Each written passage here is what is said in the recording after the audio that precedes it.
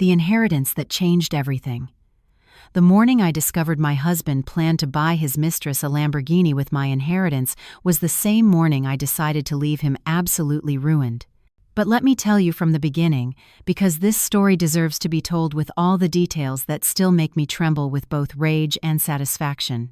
My name is Grace Miller, I am 46 years old, and until 3 weeks ago, I believed I had a solid 22-year marriage with Robert Hayes. We lived in a luxurious apartment on the Upper East Side in Manhattan. Robert is a corporate attorney, a junior partner at a prestigious firm. I ran a small human resources consultancy. Nothing spectacular, but it gave me independence.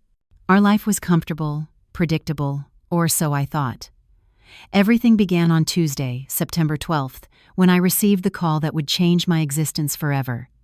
It was the attorney for my Aunt Madeline Carter, informing me that she had passed away in her Palm Beach estate at the age of 83. Aunt Madeline was my mother's older sister, an extraordinary woman who had built a textile empire from scratch in the 1,960 seconds. She never married, never had children, and always said I was the closest thing to a daughter she ever had. I spent every summer of my childhood at her factory in New England, learning about fabrics, business, and the importance of female independence. The funeral was intimate, just 20 people at a small chapel in Palm Beach. Robert accompanied me, of course, in his impeccable gray suit and his practiced solemnity. I remember him checking his phone during the entire ceremony, something that bothered me, but I didn't say anything. I thought it was work-related. How naive I was.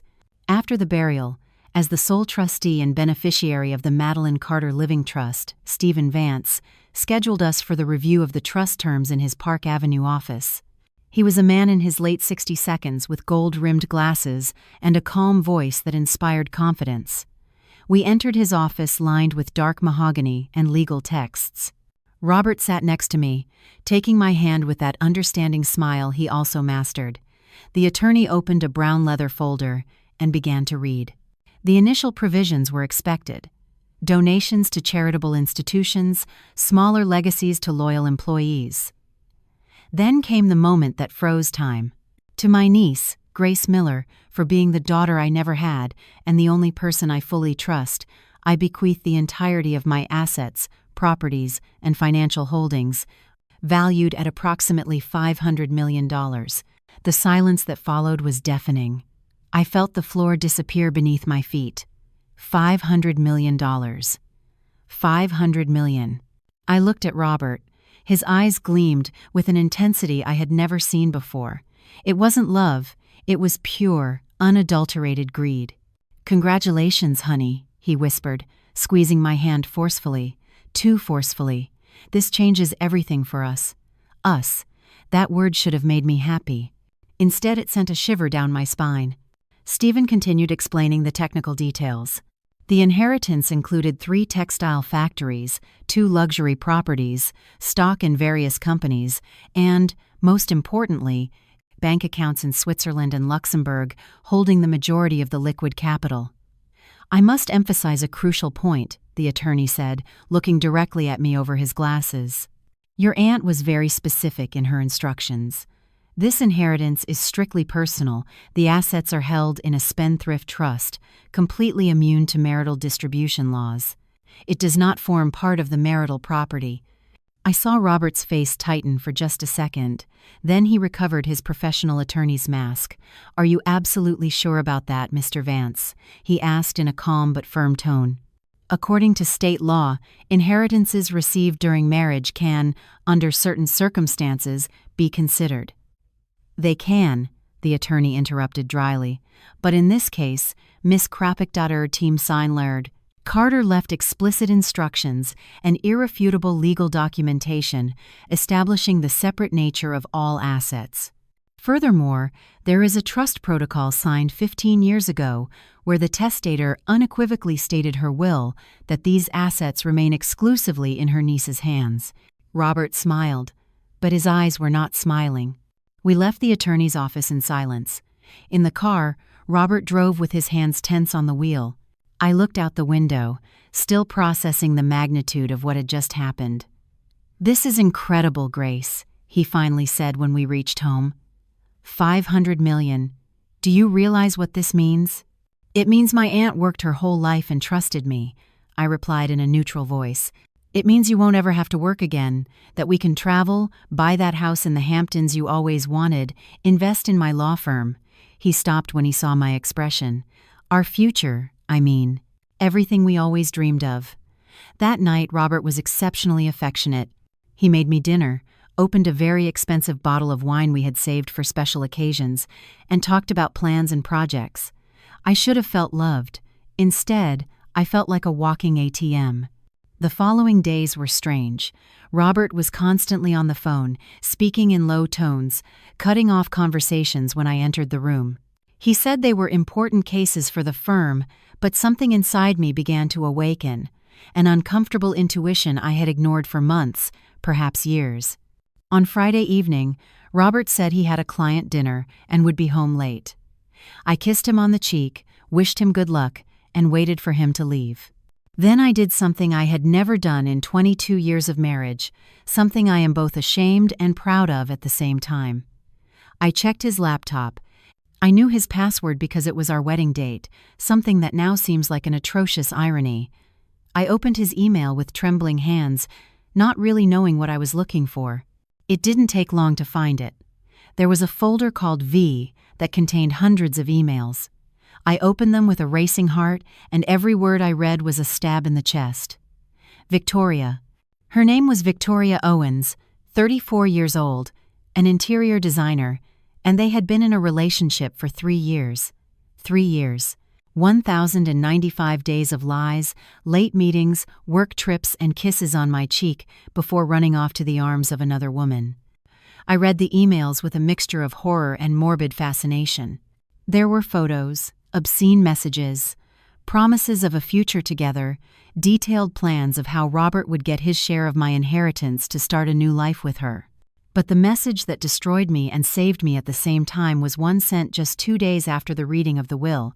My love, Robert wrote, I know these last days have been difficult maintaining appearances, but soon everything will be over. With Grace's money, we can finally be together openly. I've already spoken to 3 attorneys specializing in matrimonial law. Although the old lawyer tried to present it as separate property, there are ways to challenge it, but I need time and strategy. In the meantime, let's stick with the plan. When the money becomes available, the first thing will be that white Lamborghini Huracan you like so much. We'll buy it in your name. It will be my gift for these 3 years of waiting. Afterward, I'll initiate divorce proceedings, and we'll move into the Miami condo I've already located. Grace will be left with crumbs after my lawyers finish with her. I love you, my queen. Just a little more patience. I sat in front of the computer for hours, reading that message over and over. I didn't cry. That was the strangest thing. I didn't shed a single tear. Instead, I felt something I had never experienced before. Absolute clarity, a cold, steel-like determination. Robert wanted to take my inheritance. Robert planned to leave me ruined, while he enjoyed a life of luxury with his 3-4-year-old mistress. Robert believed I was a fool who wouldn't notice. I closed the laptop carefully. I left it exactly as I found it. I poured myself a glass of wine. I sat on the sofa in our living room and began to plan. If Robert wanted to play, we would play, but by my rules, and he had no idea who he was messing with. That night, I didn't sleep a wink. I stayed awake on the sofa with the laptop closed on the glass table, waiting for Robert to return from his business dinner. He arrived after 2 a.m., smelling of expensive perfume and cheap lies. Sorry, honey. Dinner ran later than expected, he said, kissing my forehead. Why aren't you in bed? I couldn't sleep, I replied with a smile that surprised me with how naturally it came out. I was thinking about the inheritance. It's overwhelming. I know, my love, but don't worry, I'll take care of everything. That's what I'm an attorney for, right? He stroked my hair with that fake tenderness I could now see with total clarity. First thing tomorrow, I'll start reviewing all the documents. We have to make sure everything is in order. Translation: First thing tomorrow, I'll start looking for ways to steal every last cent from you.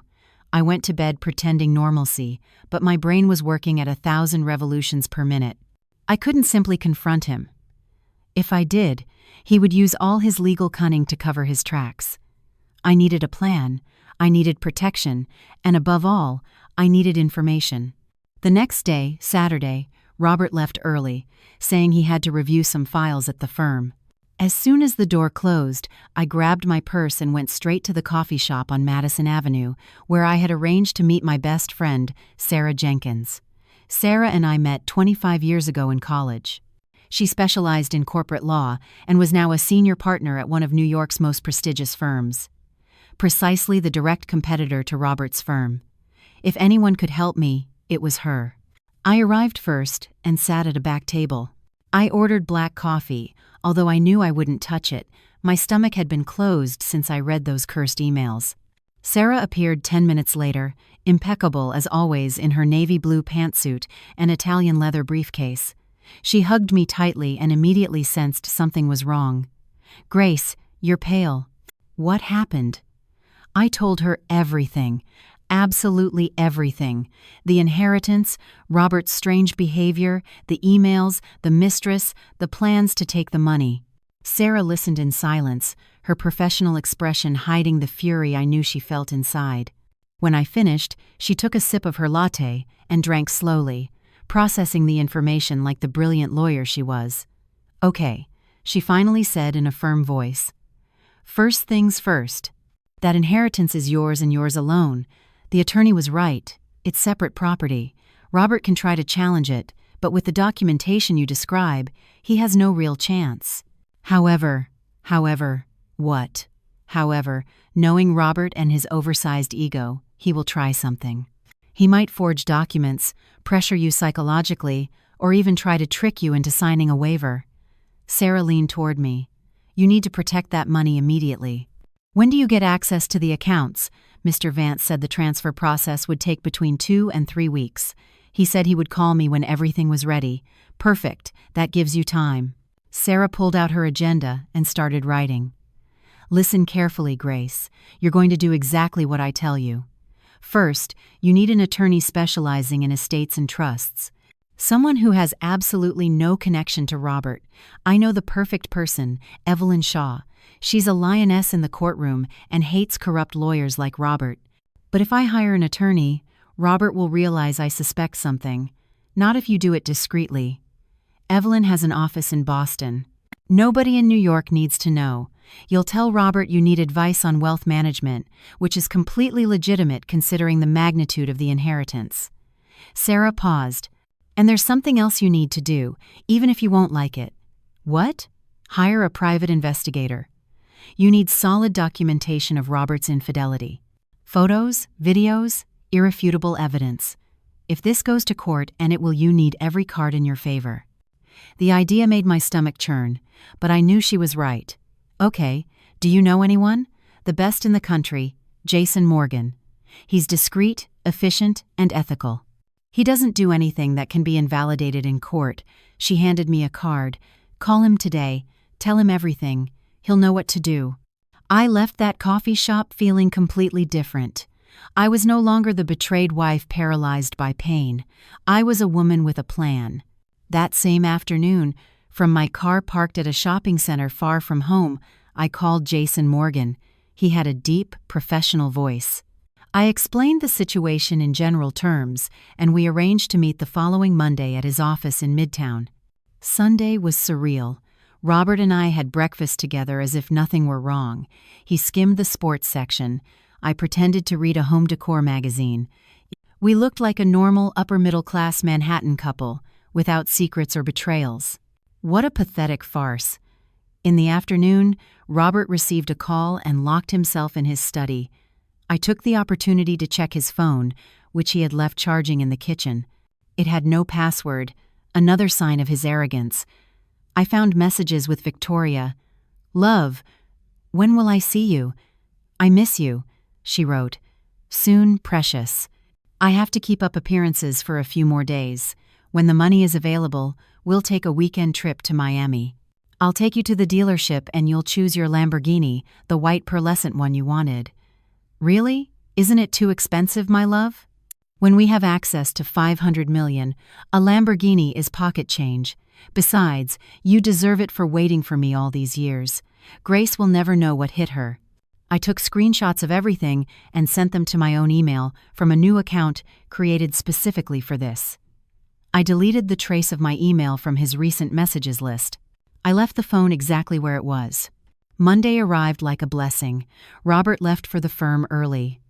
I called my office saying I needed a few days off due to my aunt's death. No one asked questions. At 11 a.m., I was sitting in Jason Morgan's elegant office, a man in his 50s with graying hair and eyes that seemed to see through people. Mrs. Hayes, he began after listening to my story. I'm very sorry for what you're going through. Unfortunately, cases like yours are more common than you imagine. Men who see an economic opportunity and forget 20 or 30 years of marriage. I need evidence, I said firmly. Evidence that is legally valid. You'll have it. I'm assigning my best team to follow your husband and Miss Owens. In 1 week, 2 at most, you'll have photos, videos, hotel entry records, everything you need. He paused. But I have to ask you something important.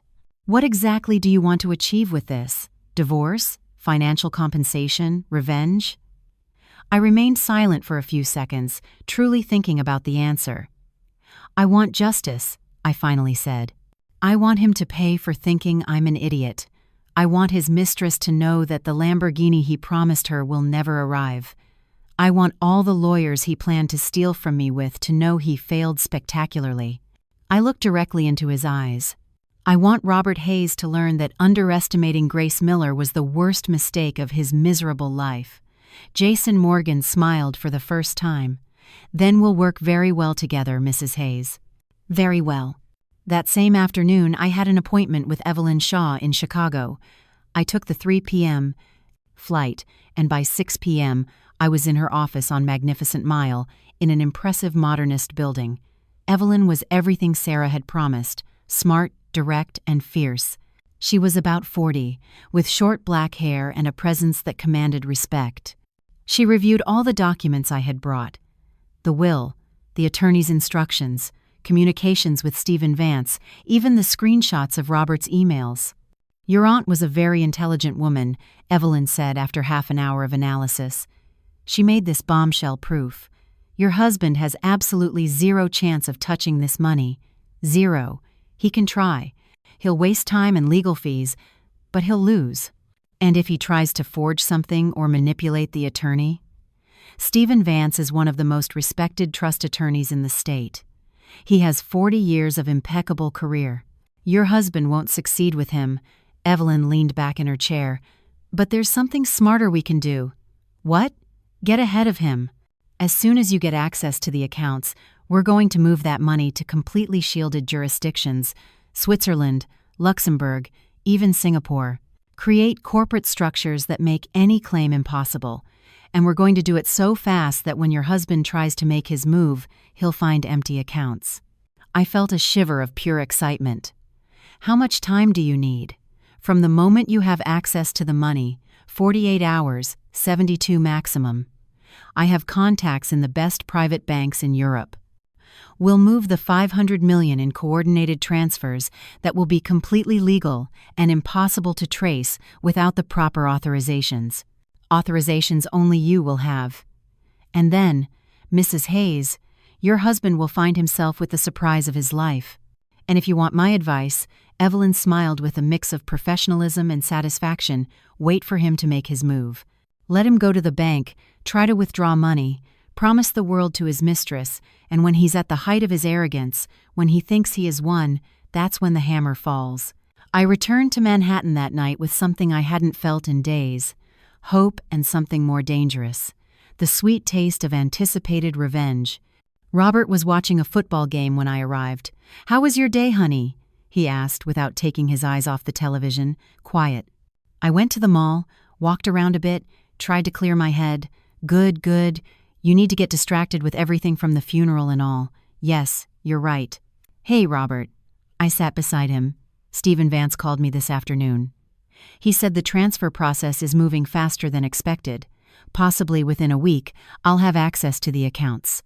I watched his eyes light up like a child in front of a very expensive toy store. That's fantastic, love. See? Everything is working out. Soon we can start making plans. He took my hand. Our plans. I smiled. I nodded. I acted like the trusting wife he thought I was, but inside, the lioness had woken up and was hungry. The following days were a masterclass in acting. Every morning, I had breakfast with Robert, pretending to be the somewhat naive wife, a little lost at the magnitude of my new fortune. He played the protective and concerned husband, constantly offering to help me with the legal and financial issues. How comical it was to watch him act, knowing that behind every solicitous word lay a plan to leave me destitute. On Wednesday afternoon, while Robert was at his firm, I received the first delivery from Jason Morgan. I met him at a discreet hotel near Grand Central. He handed me a thick manila envelope with a serious expression. "Mrs. Hayes, these photographs are explicit. I want you to be prepared." I opened the envelope with hands that no longer trembled. Inside were at least 50 high-resolution photographs, Robert and Victoria entering the W Hotel together, Robert and Victoria kissing in the entryway of a building in Chelsea, Robert caressing the woman's face on a rooftop bar, and some that showed more than I needed to see.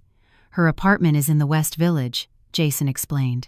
"A second-floor apartment that, curiously, is leased in the name of a shell company. I investigated a little further and discovered that this company was created by your husband 2 years ago. Basically, he's been paying for the apartment where he meets his mistress using funds he probably diverted from the firm or from his personal accounts. Do you have proof of that? Complete documentation, bank transfers, lease agreements, invoices. Your husband wasn't as careful as he thought." Jason took out another, thinner envelope. "And there's something else interesting.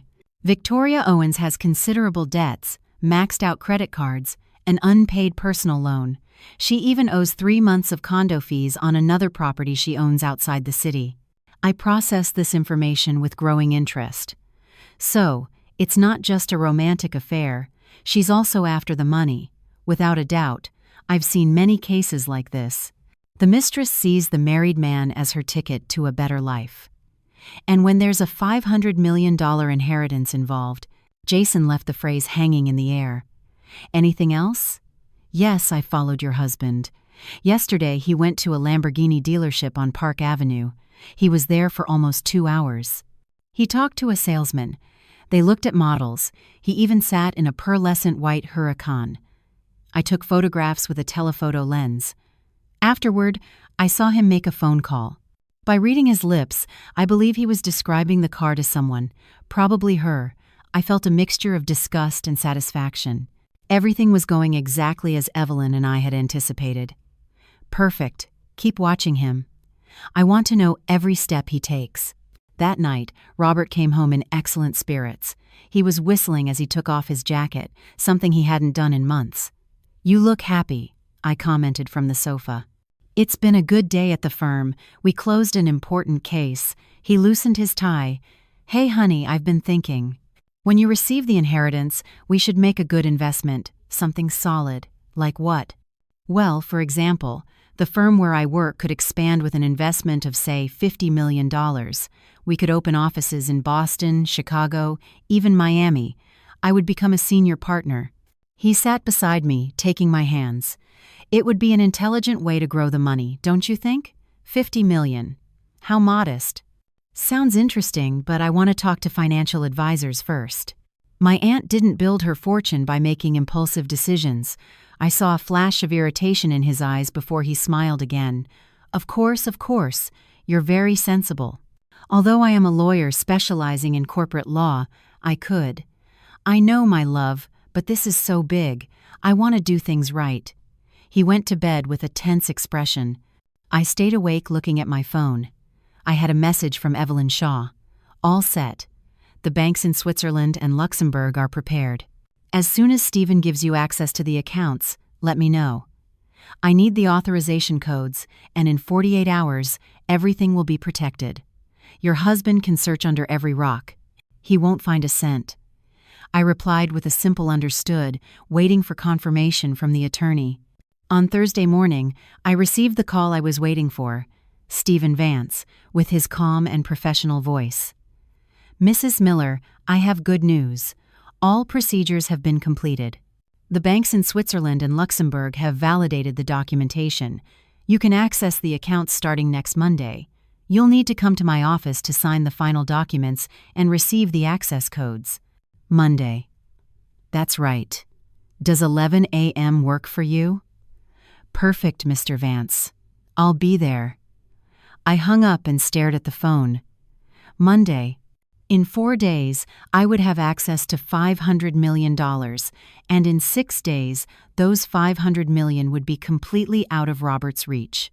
But first, I needed to play my part perfectly. That afternoon, when Robert returned from work, I greeted him with a glass of wine and a radiant smile. "I have news," I announced with feigned enthusiasm. Stephen called. "On Monday, I'll be able to access the accounts." The transformation on Robert's face was instantaneous. His eyes shone with a greed so pure it was almost comical. "Monday? That's fantastic, honey." He hugged me tightly. "See? I told you everything would work out soon." "I'm nervous," I said in a trembling voice, "a performance worthy of an Oscar. It's so much money, Robert. I don't even know where to begin. Don't worry, my love. I'll guide you through everything. In fact," he pulled back slightly, looking at me with a serious expression, "I think we should go together to see the attorney. That way, I can review all the documentation, make sure everything is in order from a legal standpoint." There was his first move. "Do you think so? I don't want to bother you with my things." "It's no bother, Grace. We're a team. Your inheritance is, well, it's something that affects both of us. As your husband, it's my responsibility to protect and advise you. How noble, how protective, what a disgusting liar. You're right. What would I do without you?" I kissed him on the cheek. "I love you, Robert. I love you too, honey. We'll always be together." That night, while he slept soundly beside me, I sent a message to Evelyn. Confirmed. Monday at 11 a.m., access to accounts. Robert will try to come with me to the attorney's office. How should I proceed? Her response arrived in minutes. "Perfect. Tell him the attorney only allows the direct heir to be present due to international confidentiality issues. It's a lie, but he can't verify it without raising suspicion. Go alone, get the codes, and call me as soon as you leave. I have a team of bankers waiting in Geneva. We'll start the transfers immediately." Friday was a strange day. Robert was euphoric, making plans aloud about investments, travel, properties. I nodded, smiled, added occasional comments. Inside, I counted the hours. Jason sent me a new report. Robert had returned to the Lamborghini dealership, this time with a printed quote. "The white pearlescent Huracan cost $320,000, a trifle compared to $500 million, but a fortune for any normal person." He had also captured a particularly revealing phone conversation, Robert talking to Victoria. "Monday, my love. On Monday, she'll have access to the money. I'll tell her we need to make some urgent investments. She trusts me. Once the money is in accounts I can control, everything will be easier. On Tuesday, we'll go to the dealership. I want to see your face when they hand you the keys to your Lamborghini. And what about her? Your wife, Grace? Don't worry about her. In a few months, I'll start the divorce process. We'll say we had irreconcilable differences, that the money changed our relationship. With the right lawyers and a little patience, I'll keep at least half, $250 million. Victoria, can you imagine? You and I in a condo in Miami, traveling the world without worries. Sounds like a dream. It's our future, precious. Just a few more days of pretending. I listened to that recording 3 times. Jason had done an exceptional job. Every word was clear, unmistakable, more than enough for any court. On Saturday, Robert suggested we go eat at our favorite restaurant, an Italian place where we had celebrated so many anniversaries. It was surreal sitting across from him, sharing a bottle of Chianti, talking about trivialities, while both of us knew we were playing a deadly game, or at least he thought we were playing the same game. "To us," he toasted, raising his glass. "To our future together. To the future, I responded, clinking my glass against his, but in my mind I added, to your spectacular downfall, you wretch. Sunday was the longest day of my life. Every minute dragged like an hour. I reviewed the documents I would need for Monday again and again. I confirmed for the 5th time with Evelyn that everything was prepared. I verified that Jason had teams ready to follow Robert throughout the following week. Everything had to be perfect. There was no room for error. That night, while we had dinner, Robert again insisted on accompanying me to the attorney's office. I don't feel comfortable leaving you to go alone to sign such important documents. I already told you Stephen was very clear. Only the direct heir can be present. Something about international banking confidentiality and Swiss protocols. If I don't comply with those requirements, they could delay the entire process for weeks or even months. I saw the frustration on his face, but he couldn't do anything without revealing his true intentions. Fine, but promise me you'll read everything carefully before you sign anything. I promise. And call me as soon as you leave. Of course, my love. I went to bed early, claiming a headache from nerves.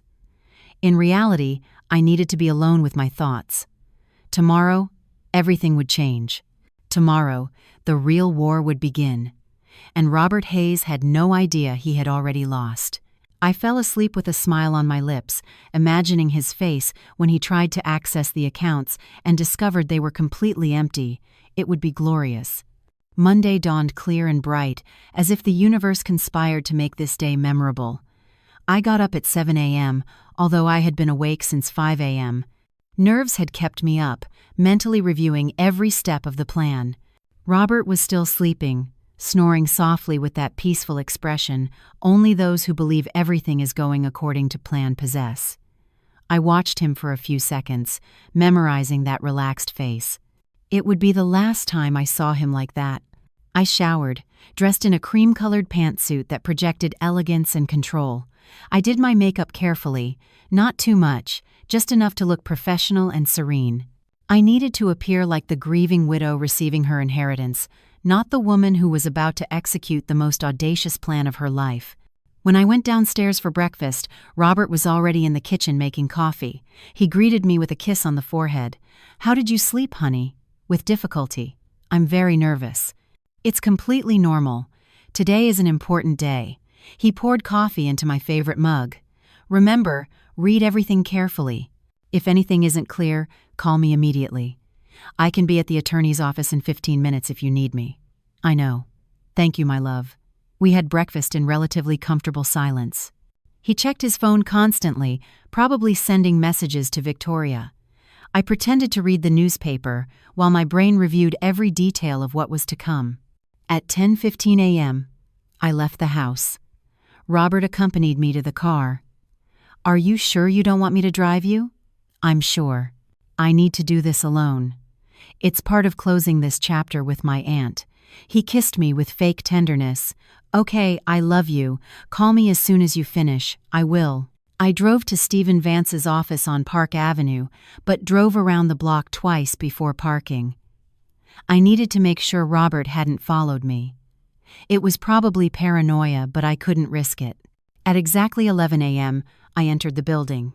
Stephen Vance's secretary greeted me with a professional smile and immediately showed me into his office. The attorney was waiting for me with a thick folder of documents on his mahogany desk. "Good morning, Mrs. Miller. How are you?" "Nervous, Mr. Vance." "I won't lie to you. Completely understandable. Managing an inheritance of this magnitude doesn't happen every day." He opened the folder with precise movements. "Very well, let's proceed. Here are the final transfer documents. As I explained, your aunt organized her assets into various international accounts. The primary one is in the Geneva Private Bank with $300 million. 2 other accounts in Luxembourg total $150 million. The remaining $50 million are in real estate assets and stocks that will be transferred in the coming weeks." He showed me each document while explaining the technical details. There were at least 30 pages of legal documentation, all with the official attorney's seal and corresponding signatures. "Any questions before signing?" "Just one. Are these funds completely mine?" "Correct." "Separate property?" as you mentioned in the first meeting. Absolutely. Your aunt was meticulously clear on that aspect. These assets do not form part of your marriage's community property regime under any circumstances. They are protected by the trust documentation she prepared 15 years ago when you married. Stephen looked at me with a serious expression. Mrs. Miller, allow me to be frank.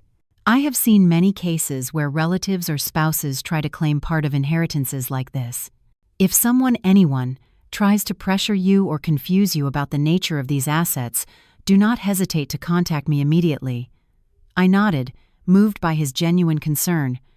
I will, Mr. Vance, I promise. I signed each document with a steady hand. When I finished, the attorney handed me an envelope containing the access codes to the bank accounts, account numbers, temporary passwords, and authorization codes. I recommend changing the passwords immediately and establishing additional security measures. He paused, and Mrs. Miller, allow me to give you a piece of unsolicited advice. This kind of fortune changes relationships. People you thought you knew might surprise you. Not always for the better. Be cautious, be smart, and above all, protect yourself. Thank you, Mr. Vance. Your words mean a lot to me. I left that office at 12:30 p.m. I sat in my car, took 3 deep breaths, and opened the envelope. Inside were 3 digital security tokens printed in elegant typography, codes representing $500 million. My phone rang. It was Robert. How did it go? Are you finished? Yes, everything went well. It was faster than I thought. Do you have access to the accounts yet? Do you have the codes? I have the codes. Yes, but Stephen said I have to wait 24 hours for them to activate in the international banking system. Something about security protocols. I heard his barely contained sigh of frustration. 24 hours. Well, I guess after weeks, one more day doesn't matter. Exactly. I'll be home in an hour. We'll eat lunch together. Of course, honey. I'll prepare something special. We have to celebrate today. I hung up and immediately called Evelyn Shaw. She answered on the first ring. Do you have it? I have it. 3 accounts, complete codes. Excellent. Can you go somewhere private where you can dictate the information to me without anyone hearing you? I looked around. I was parked on a quiet residential street. I'm safe here. For the next 20 minutes, I dictated every number, every code, every detail of the 3 bank cards.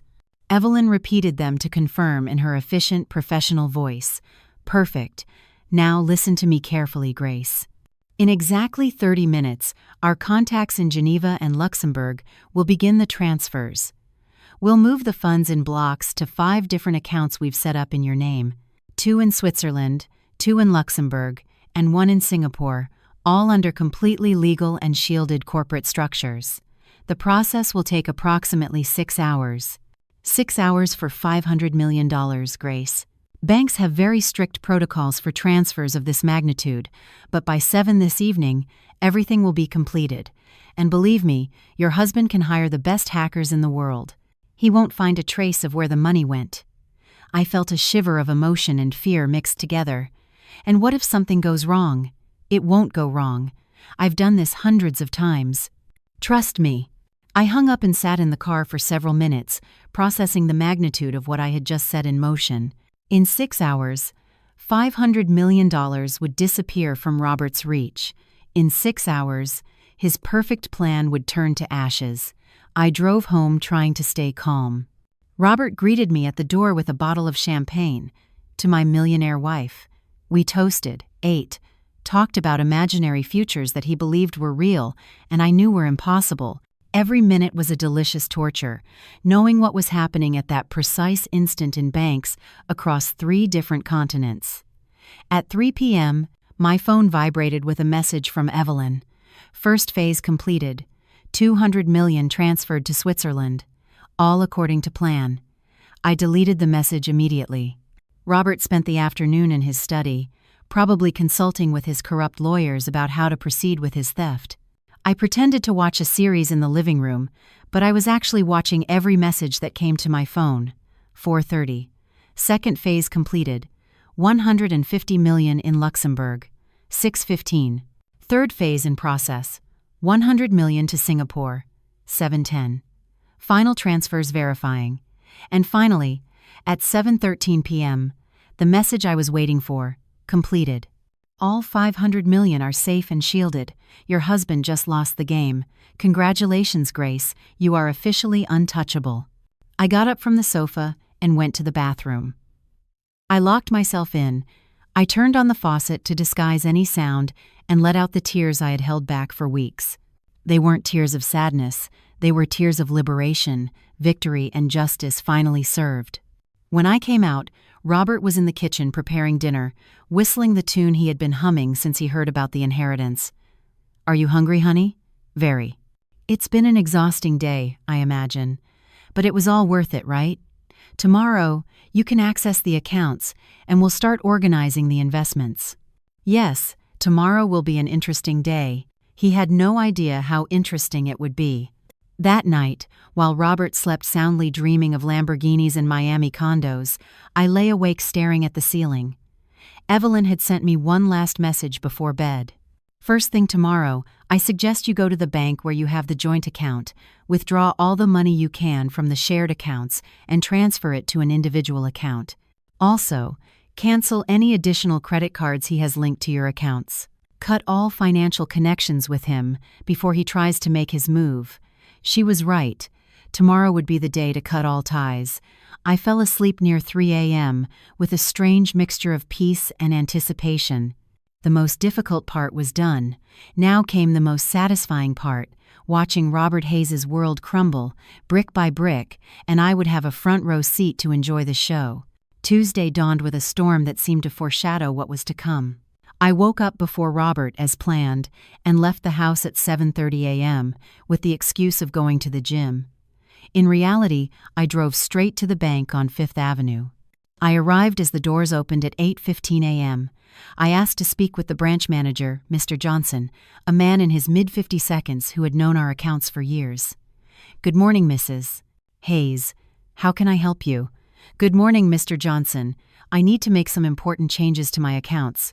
For the next hour, I proceeded to systematically dismantle all the financial connections I had with Robert.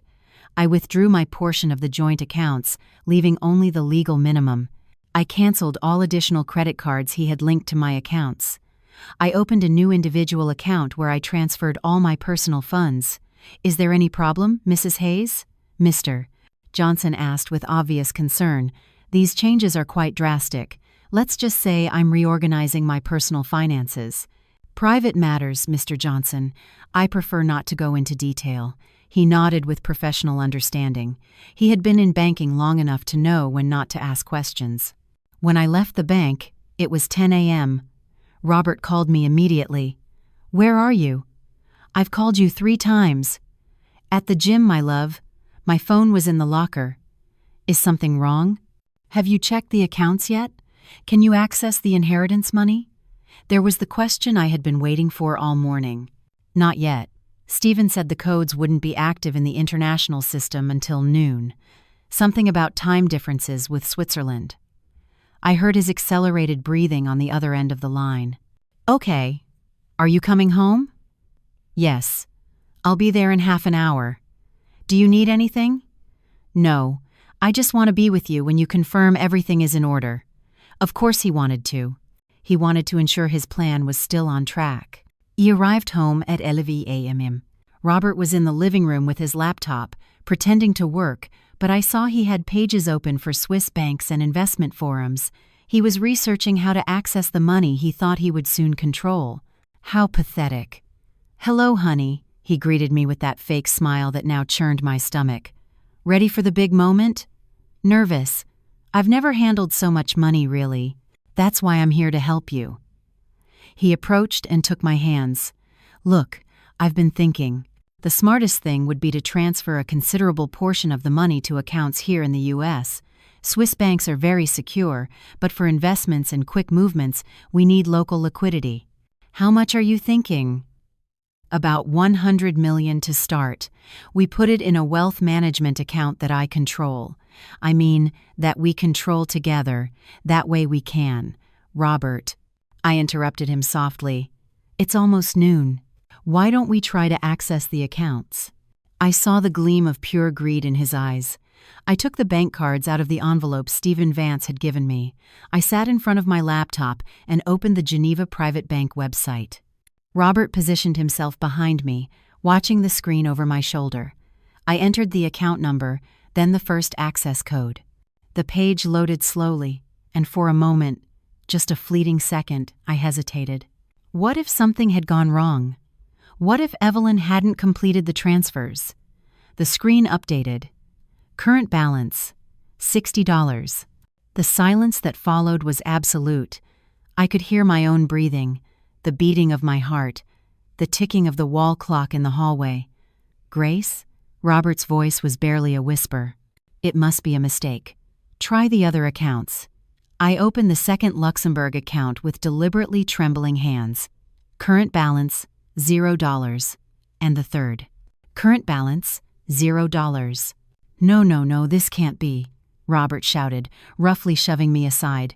He sat down himself and started frantically typing, refreshing the pages again and again. 0, 0, 0. This is impossible.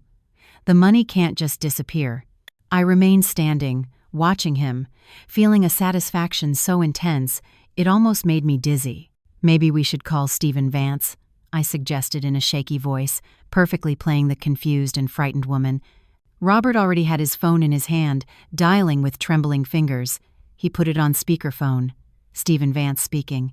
"Mr. Vance, it's Robert Hayes, Grace Miller's husband. We have a very serious problem. The inheritance accounts are empty. The $500 million have disappeared." There was a pause on the other side of the line. "Mr. Hayes, I don't understand your concern. The accounts are not empty. The funds were simply transferred according to Mrs. Miller's instructions." Robert's face completely lost all color. "What? What instructions? The ones she authorized yesterday after receiving the access codes. She carried out perfectly legal transfers to other accounts in her possession. Everything is perfectly documented and within legality. But she can't make decisions like that without consulting me. I'm her husband. I have rights to that money." Stephen's voice became ice cold. "Mr. Hayes, I explained clearly in our first meeting that this inheritance is Mrs. Miller's separate property. You have absolutely no legal right to these funds. None.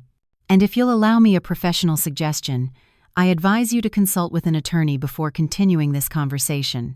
He hung up. Robert stared at the phone as if he couldn't believe what he had just heard. Then, slowly, he turned his head toward me. "What did you do?" "I protected my inheritance," I replied in a calm voice, dropping the mask of the submissive wife I had worn for weeks. "Or did you think I was so stupid I wouldn't notice your plans?" His expression went from disbelief to rage in seconds. "What are you talking about?" "I'm talking about Victoria Owens, about your 3-year affair, about the apartment you paid for in the West Village, about the emails where you planned to steal my inheritance and buy your mistress a Lamborghini. Do you want me to continue?" I watched his face collapse. He opened his mouth, closed it, opened it again. For the first time in the 22 years we had been married, Robert Hayes was speechless. "Grace, that's not. Please don't insult me by denying it." I took out my phone and showed him one of the photographs Jason had taken. Robert kissing Victoria in the entryway of her apartment. "I have hundreds like this. I also have recordings of your phone conversations, bank records of the apartment you rented for her, credit card statements you used for your encounters." He fell onto the sofa, his head in his hands. "How long have you known?" "Since the day after the will reading. I checked your computer and found all your emails with her, your plans to steal from me, your promises of a life together with my money." "Grace, please, let me explain." "There's nothing to explain, Robert. I saw everything, I read everything, I heard everything. I sat across from him, crossing my legs calmly. You know what the saddest part is? If you had asked me for a divorce honestly, I probably would have given you a fair share. But no, you decided to lie, to cheat, and to steal, and now you're going to pay the consequences." He stood up abruptly, rage returning to his face. "You're my wife. We were married for 22 years. I'm entitled to some of that money. Legally, you are entitled to nothing. Consult with your corrupt attorneys if you don't believe me. I stood up, looking at him with a coldness I didn't even know I possessed. But if you want to fight this in court, go ahead. I have the best estate lawyer in the country, and when I present the evidence of your infidelity, your attempted fraud, your plans to leave me ruined, the judge will not only deny you any claim, but will probably order you to pay me compensation for moral damages. His phone rang at that moment. He looked at it. It was Victoria. He rejected the call, but messages immediately started arriving. I could see the notifications on the screen. Do you have the money yet? When are we going for my car, love? The dealership called me. Are we confirming the purchase today? Robert, answer me, you're scaring me. Each message was a stab at his ego, his perfect plan, his imaginary future with his 3-4-year-old mistress, and his white Lamborghini. You should answer her, I said in a soft tone. Tell her the Lamborghini will have to wait forever. You bitch, he spat venomously. No, Robert. I'm a woman who finally woke up and realized what kind of garbage I was married to. I walked toward the stairs. I'm going to pack your things. You have until tomorrow to get out of this house. It's mine, in case you don't remember. I bought it with my money before we got married. You can't kick me out like this. This is my house, too. Consult with an attorney, Robert. I'm sure they'll explain that legally I can kick you out whenever I want, especially considering the grounds I have. I went up 2 steps and stopped. Oh, and by the way, this morning I closed all our joint accounts. I canceled your credit cards linked to my accounts. From now on, every cent you spend comes out of your pocket, not mine. I left him there, sitting on the sofa with his world collapsing around him. I went up to our bedroom, closed the door, and finally, after weeks of holding back, I allowed myself to feel. I didn't cry. Instead, I smiled.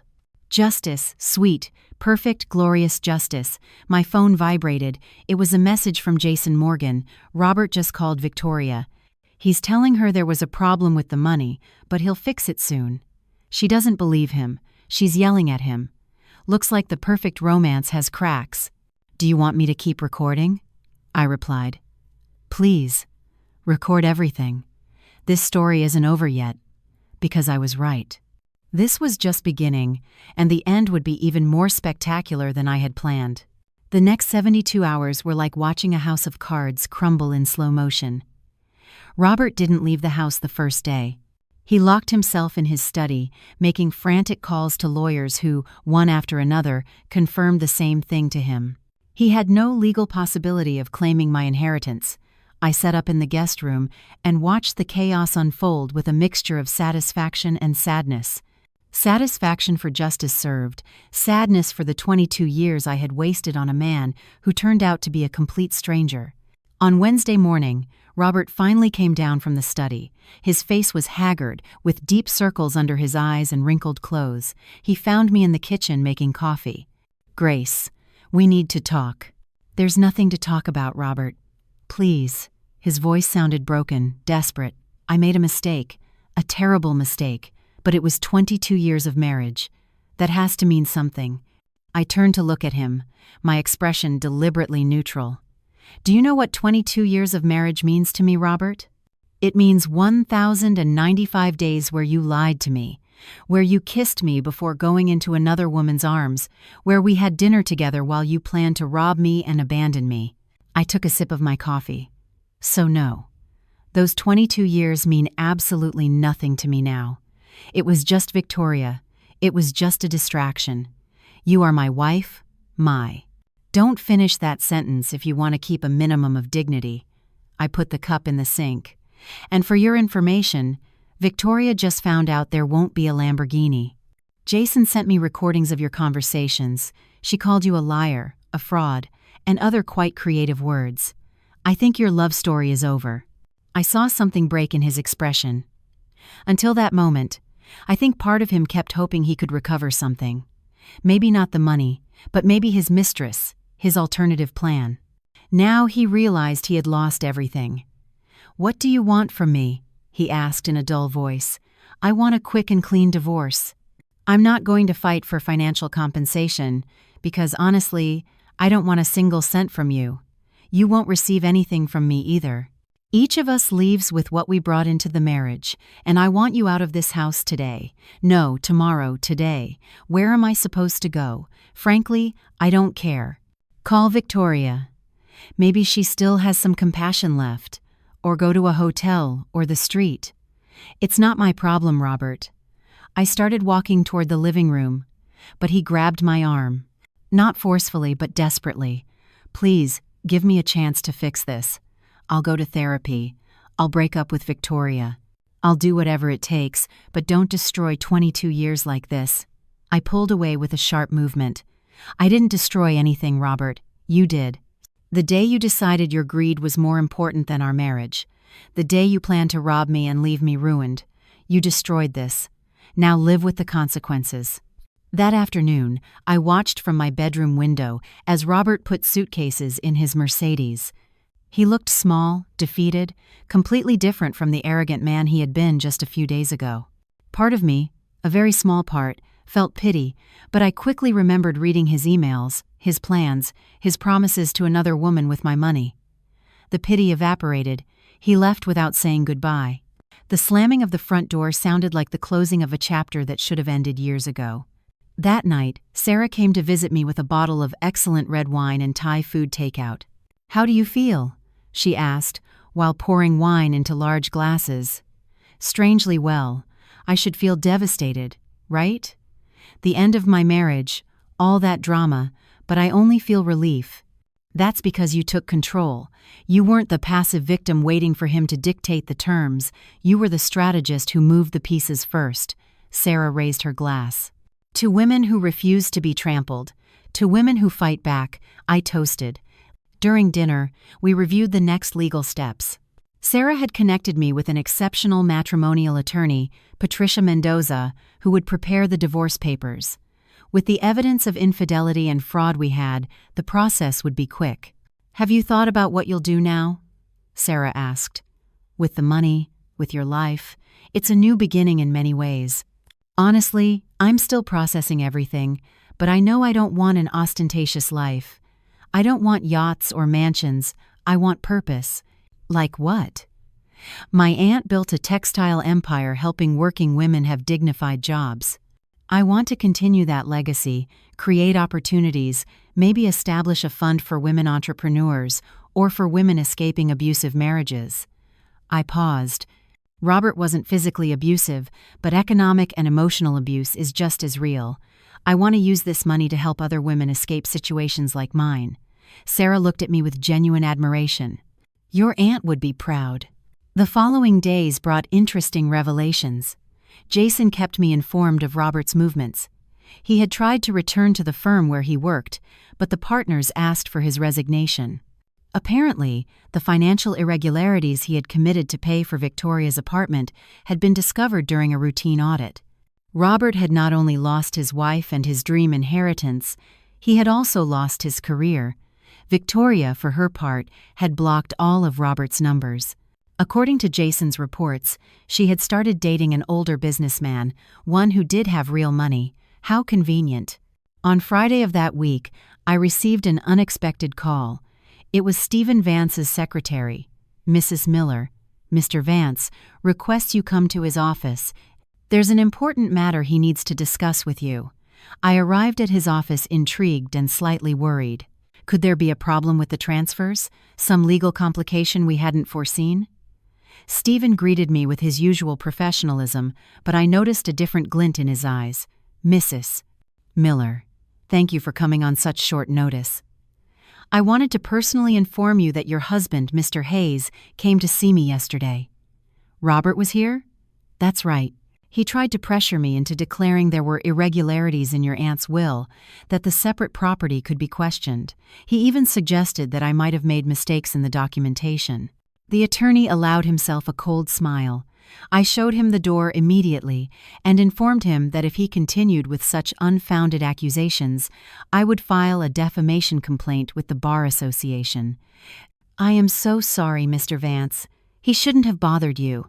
You don't have to apologize for the actions of your soon-to-be ex-husband, but I wanted you to know that I also filed a formal report with the New York Bar Association regarding his conduct." His behavior was completely inappropriate and inadequate for a legal professional. Another stake in the coffin of Robert's career. "There's something else," Stephen continued. "Your aunt left a letter with specific instructions to deliver it 3 weeks after the will reading. Technically, there are still a few days left, but given the circumstances, I think now is the appropriate time." He handed me an ivory-colored envelope with my aunt's wax seal. My name was written in her elegant handwriting. "Take all the time you need. You can read it here if you wish." I opened the envelope with trembling hands. Inside were 3 pages written by hand in Aunt Madeline's firm script.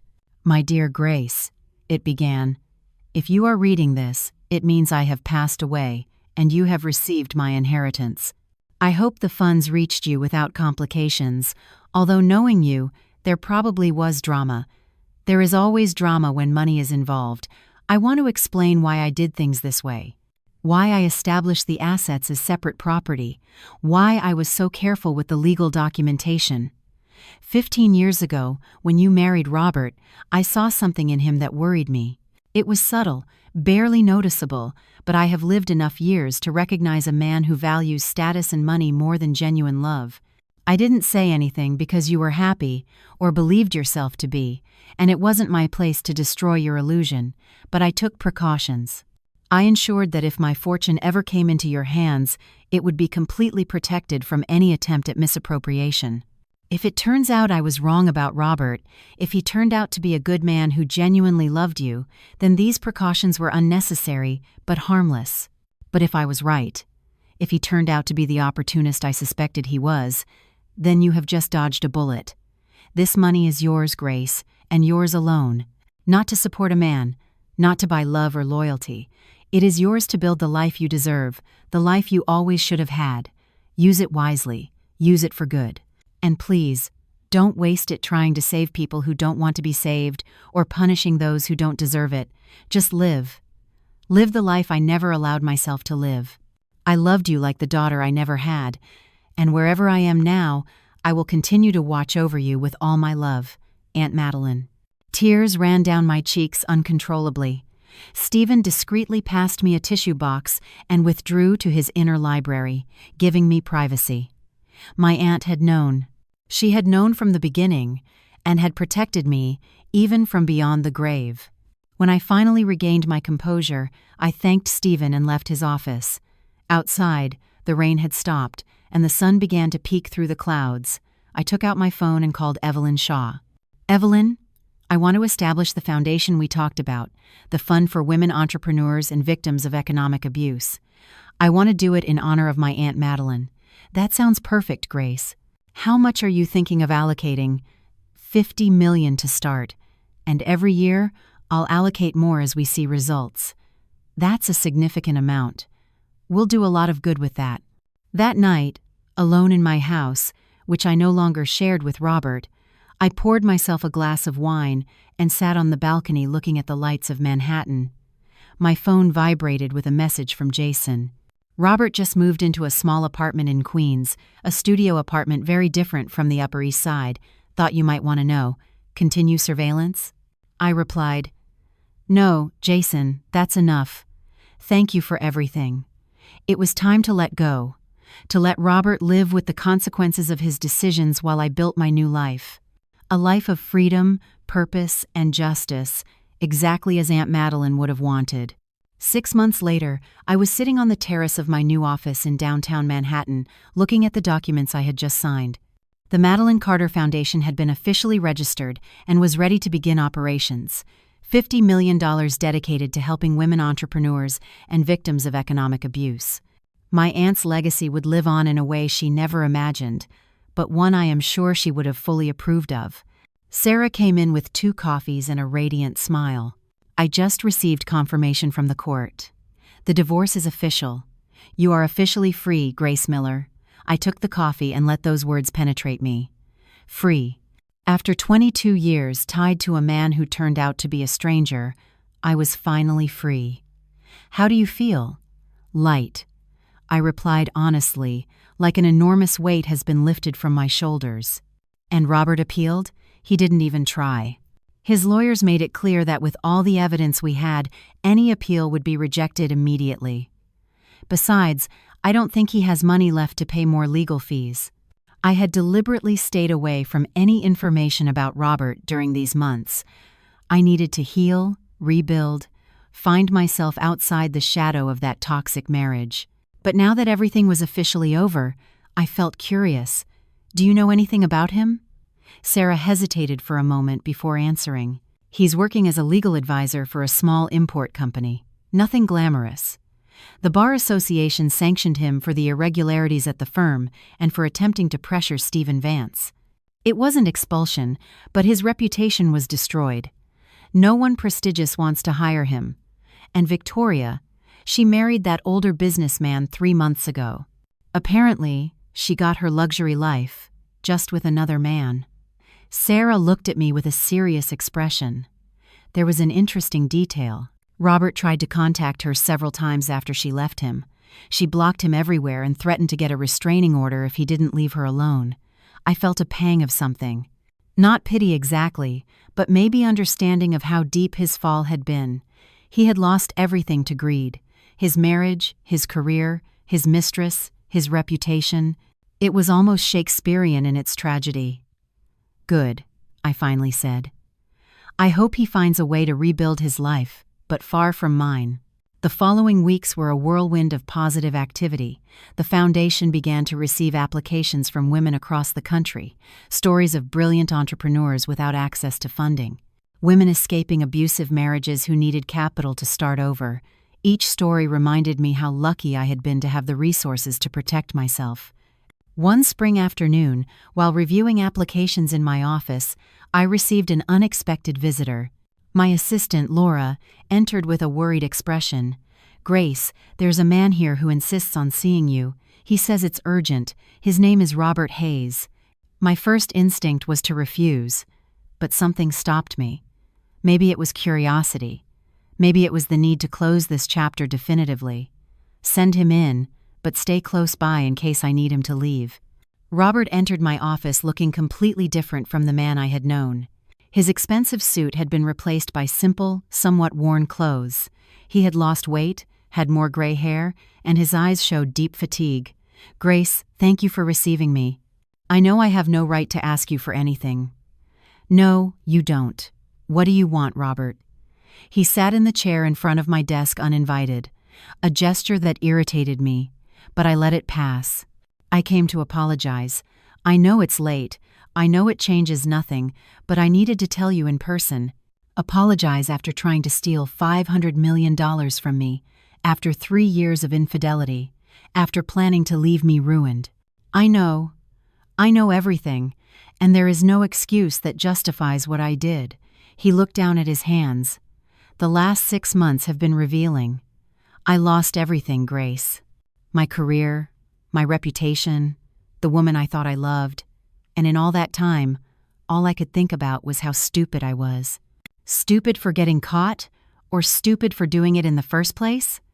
Stupid for not valuing what I had, for letting greed blind me, for believing that money was more important than integrity." He looked up. "I don't expect your forgiveness. I don't deserve it, but I wanted you to know that I genuinely regret it. I observed this man who had shared more than 2 decades of my life. I searched within myself for some feeling rage, pain, even satisfaction at his fall, but I found nothing.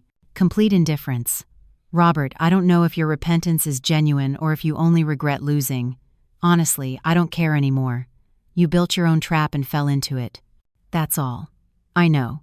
I just needed to say it." He stood up to leave, but I stopped him with a question that had been lingering in my mind. "Did you ever love me? At any point during these 22 years, did you feel anything real for me?" Robert stopped at the door.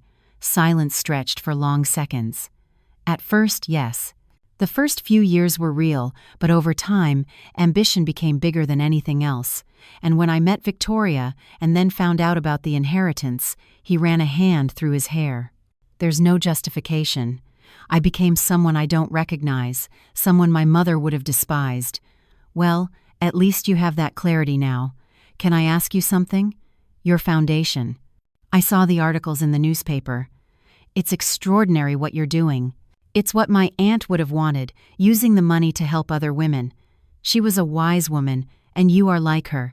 He paused. "I hope you find happiness, Grace. The real happiness I could never give you." He left without looking back. Laura entered a minute later. "Are you okay?" "Perfectly fine. In fact, I think that was exactly what I needed to close this chapter completely." That night, I gathered my small circle of trust, Sarah, Evelyn Shaw, and Patricia Mendoza, the divorce attorney. I invited them to dinner at an elegant restaurant. A toast? I raised my glass of champagne to women who save themselves, to those who refuse to be victims, to those who turn betrayal into triumph. "Cheers," the three chorused. Evelyn leaned toward me with a conspiratorial smile. "I have news about your investments. The funds we shielded have generated excellent returns. In 6 months, you've earned another $15 million in interest and dividends. Extraordinary. I want to allocate 10 of those additional million to the foundation." "You're too generous," commented Patricia. "It's not generosity, it's distributive justice." That money Robert wanted to use to buy luxury cars and villas is now helping 50 women open their own businesses and 30 women escape abusive marriages. That's poetry.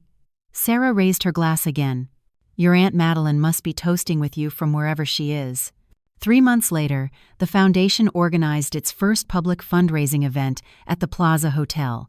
Successful businesswomen, political figures, and media attended. I gave a speech on female empowerment and economic independence that was covered by all major newspapers. Among the audience, I saw faces of women who had received loans from the foundation, women who now had thriving businesses, women who had escaped impossible situations and were rebuilding their lives. One of them, Elena Vargas, approached after the event with tears in her eyes. "Mrs. Miller, a year ago my husband had complete economic control over me. I had no access to any accounts, I couldn't work. I depended completely on him for every cent. When I finally found the courage to leave him, I had nothing. Your foundation gave me the loan I needed to rent a small space and open my bakery. Now I have 3 employees, and I'm paying off the loan early. You saved my life." I hugged Elena as she cried on my shoulder, and at that moment, I knew with absolute certainty that everything I had gone through, all the pain and betrayal, had been worth it if it led to this moment. That night, alone in my Upper East Side apartment, which was now completely mine, I checked my phone. I had a message from an unknown number. "Mrs. Miller, this is Jason Morgan. I know you asked me to stop following your ex-husband, but I thought you should know this. Robert Hayes just started volunteering at a homeless shelter organization. It seems genuine. I don't know if you care, but I wanted you to know. It's been a pleasure working with you." I read the message 3 times. Robert helping homeless people. Maybe his downfall had transformed him. Maybe he had finally found some humility and purpose. Or maybe he was just trying to rebuild his image. Honestly, I no longer cared. He had chosen his path. I had chosen mine. I deleted the message and looked out the window at the lights of Manhattan. This city where I had experienced so much pain was now the setting for my rebirth. $500 million. A number that had unleashed the darkest greed in the man I married. But those same 500 million now represented hope, opportunity, and justice for hundreds of women. My Aunt Madeline had given me much more than money. She had given me the opportunity to discover who I truly was, to find my strength, to use my voice and resources to change lives. Robert had wanted to use those 500 million to buy luxury cars and Miami condos. I was using them to build a legacy of female empowerment that would last generations. Who really won? The answer was obvious. I poured myself a glass of wine, toasted alone in my living room, and smiled. To women who refuse to be victims, to those who find strength in betrayal, to those who turn pain into purpose, to me, to all of us, and especially to my Aunt Madeline, who taught me that true power lies not in the money you have, but in how you choose to use it. This was my story of revenge, but more importantly, it was my story of rebirth, and it was just beginning.